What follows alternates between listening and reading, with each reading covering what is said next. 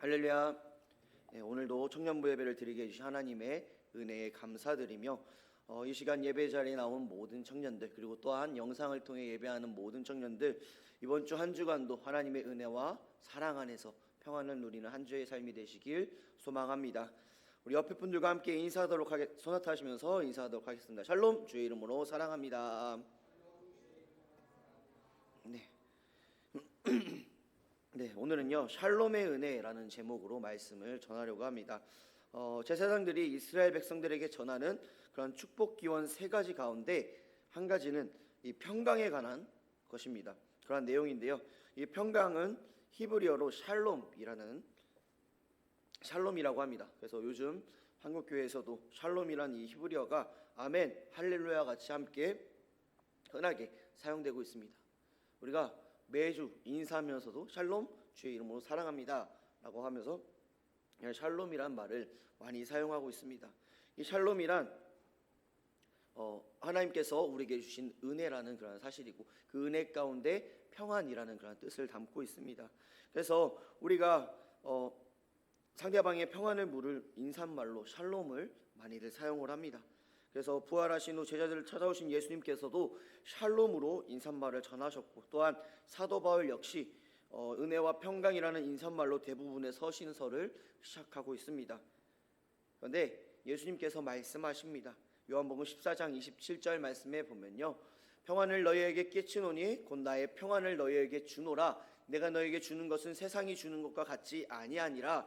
너희는 마음에 근심하지도 말고 두려워하지도 말라라고 말씀하십니다.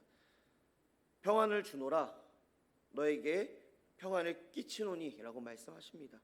세상이 줄 수 없는, 세상이 알 수도 없는 그런 평안을 주노라 라고 말씀하십니다. 예수님께서는 내가 너에게 주는 것은 세상이 주는 것과 같지 않다라고 말씀하고 계십니다. 어떤 것이 다를까요? 하나님께서 주시는 평안은요 영원하다라는 것입니다. 이 세상의 평안은 아주 잠깐이지만, 언제 없어질지 모르는 그러한 불완전한 평안이지만, 하나님께서 우리에게 주시는 그 샬롬의 은혜, 평안의 은혜는 영원하고 영원히 누릴 수 있는 그러한 은혜라는 사실을 우리는 잊지 말아야 합니다. 우리 청년들 평안하신가요? 네. 내가 지금 평안하지 않다 있으신가요? 내가 평안하다. 네, 다들 평안하신데, 자, 평안이란 무엇일까요? 인생이 자신의 마음대로 움직이며 걱정이 없을 때 우리는 평안하다라고 생각합니다. 그런데 오늘 본문 말씀에서는요, 예수님은 우리가 정의하고 있는 이 평안과 전혀 다른, 이 세상이 바라보고 있는 평안과는 전혀 다른 평안을 이야기하십니다. 오늘 본문에서 제자들은 드디어 예수님께서 하신 말씀이 이해됐다라고 고백합니다. 그들은 예수님께서 어디서 오셨고 예수님과 하나님과의 관계가 어떠한지를 알게 되었다라고 우리가 읽진 않았지만 그 전반전 말씀을 하고 있습니다. 그런데 예수님의 반응이 이상합니다. 이제는 너희가 믿느냐? 보라, 너희가 각각 제 곳으로 흩어지고 나를 혼자 둘 때가 오나니 라고 말씀하십니다. 무슨 뜻일까요? 정말 너희가 나를 믿으면, 즉 예수님께서 하나님으로부터 오셨고 아버지의 원하시는 일을 하러 왔다라는 그 사실을 안다면 과연 너희가 나를 버리고 도망갈 수 없다라는 그러한 지적을 하고 계십니다. 그렇습니다. 예수님께서는 제자들이 좀 있으면 예수님을 버리고 도망하게 될 것을 말씀하고 계시고, 십자가에 달려 죽으시는 예수님을 위해 그들이 할 수 있는 것이 없다라는 것을 말씀해주고 있는 것입니다.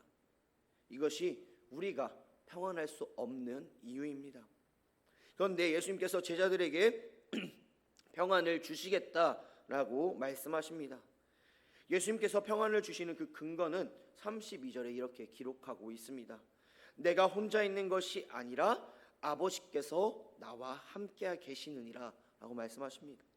3년 동안 예수님을 쫓아다녔던 그 제자들이 예수님을 떠났지만 좌절하지 않으시는 그 이유는 바로 아버지께서 그와 함께 계시기 때문입니다.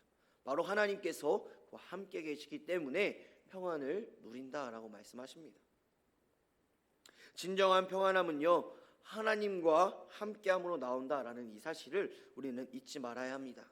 다시 한번 말씀드립니다. 진정한 평안함은 하나님과 함께함으로 나온다라는 이 사실을 잊지 말고 기억해야 합니다. 오늘 우리의 힘이나 의지로 그러한 평안함을 만들어내는 것이 아니라 우리가 있어야 할 곳을 기억하고 그곳에 있어야 하며 우리가 있어야 할 곳은 하나님이 계신 곳이라는 이 사실을 알아야 한다라는 것입니다. 그곳에 평안함이 있습니다. 하나님께서 나와 함께함으로 평안함을 누릴 수 있다라는 이 사실. 또한 33절 말씀에 보면 너희로 내 안에 평안을 누리게 하려 함이라 라고 말씀하신 것과 같이 이 기쁜 소식, 내가 너와 함께함을 통해서 평안을 누린다 라고 말씀하시는 이 소식, 이 기쁜 소식 우리는 기억해야 합니다. 그런데 신기하게도 내가 너희로 내 안에 평안을 누리게 하려 함이라 라고 말씀하신 뒤에 뭐가 나오나요? 오늘 본문에 이 말씀 후에 이렇게 말씀하십니다. 세상에서는 너희가 환난을 당하나 라고 말씀하십니다. 예수님 안에서 평안을 누리면 세상에서 잘 되고 병 고침을 받고 취업도 되고 가정에 평화가 있다라는 그런 결론을 맺어야 하는데 너희가 환난을 당한다라고 말씀하고 계십니다. 그리스도인들의 평안은요, 세상의 환난 속에서 오는 평안이라는 사실입니다. 마치 노아의 심판 속에서 방주 안에 있던 노아의 가족과 같은 상황입니다. 밖에서는 비바람이 불어치는 그러한 상황 가운데서도 방주 안에서는 평안하는 것과 같이 예수님께서는 너희가 환난을 당하나 담대하라 그 뒤에 말씀하고 계시는 것입니다. 우리가 환난 속에서 담대할 수 있는 것은요, 예수님께서 세상을 이기셨기 때문입니다. 세상은 예수님을 핍박했습니다. 예수님을 십자가에 못 박았습니다. 그러나 아무리 예수님의 십자가에 못 박고 예수님을 핍박할지라도 이 세상은 예수님을 이길 수 없다라는 그러한 진실된 사실입니다. 그러므로 우리가 예수 안에 거하면 우리도 세상을 이기게 되는 것입니다. 우리가 평안을 누리기 위해서 예수님께서 고난을 받으셔야 했으며 바로 이것이 예수님의 십자가의 죽음임을 우리는 알고 또한 우리가 평안하기 위해서는 예수님께서 세상을 이기셔야 한다라는 이 사실 가운데 예수님께서 이 세상을 이기시고 예수님의 부활하시는 그 능력, 그것을 믿는 믿음 가운데 우리가 평안을 누려야 한다라는 것입니다. 예수님 안에서 평안을 누린다라는 것은요, 평안의 주체가 제자들이 아니라 예수님 자신임을 보여주고 있는 것입니다. 예수님이 제자들에게 평안을 보장해 준다라는 그런 이야기입니다. 예수님이 만든 평안의 울타리 안에서 제자들이 들어간다라는 그러한 의미를 말씀하고 있습니다. 그렇다면 세상을 벗어나 예수님이 건설한 새로운 곳으로 평안을 누린다라는 그러한 의미일까요? 아니요. 세상 속에서 예수님이 주시는 평안을 누린다라는 그 뜻으로 말씀하신 것입니다. 우리는요, 어쩔 수 없이 세상 속에 살아갑니다. 직장 생활도 하고 여러 가지 사회 생활들 가운데 여러 사람들, 기독교인들만 만나는 것이 아니라 비기독교인들, 아니요, 심지어 교회를 욕하는 사람들과 함께 지내게 됩니다. 그 가운데 우리는 어떻게 평안을 누릴 수 있을까요? 힘듦과 어려움 가운데 있는, 하루하루 돈 벌어먹기 힘든, 상사는 왜 나한테 뭐라 하고 왜 교회 다니는 나를 욕하는지, 이러한 이 세상 속에서 우리는 평안을 누려야 한다라고 말씀하십니다. 누구를 통해서요? 예수님을 통해서. 예수님이 주시는 은혜와 사랑으로 우리는 평안을 누려야 한다라는 그러한 사실입니다. 오늘 본문 말씀에 보면 세상에서는 너희가 환난을 당하라 라고 말씀하셨습니다. 환난은 평안을 깨트리는 주된 환경입니다. 사람이 환난 중에 있으면 평안을 잃게 되는데 당장 어떤 불행이 발생할지 모르는 이 상황 속에서 어떻게 평안을 누릴 수 있을까요? 세상에서 환난을 당한다라는 것은 평안을 누릴 수 없는 상황에 처하게 된다라는 의미입니다. 환난을 주는 이 세상에서 어떻게 예수님이 주시는 평안을 누릴 수 있을까요? 이 세상 속에 살아가면서 어떻게 평안을 누릴 수 있을까요? 예수님께서 말씀하십니다. 너희가 내 안에서 평안을 누리니라 라고 말씀하시는데, 우리에게 닥치는 환난과 어려움, 이 세상 가운데 살아가는 데 있어서 평안이란 생각조차도 하지 못하는, 즐거움이라고 기쁨이라고는 생각하지 못하고 하루하루 살아가는 것이 고난과 힘듦과 어려움 가운데 있는 우리들 가운데 어떻게 평안을 누릴 수 있을까요? 바로 예수님 안에서 담대함을 통하여서 우리는 평안을 누릴 수 있는 것입니다. 오늘 본문 말씀에서 말씀하고 계십니다. 환난을 당하나 담대하라 라고 말씀하십니다. 우리가 예수님 안에서 평안을 누리기 위해서는요, 담대해야 합니다.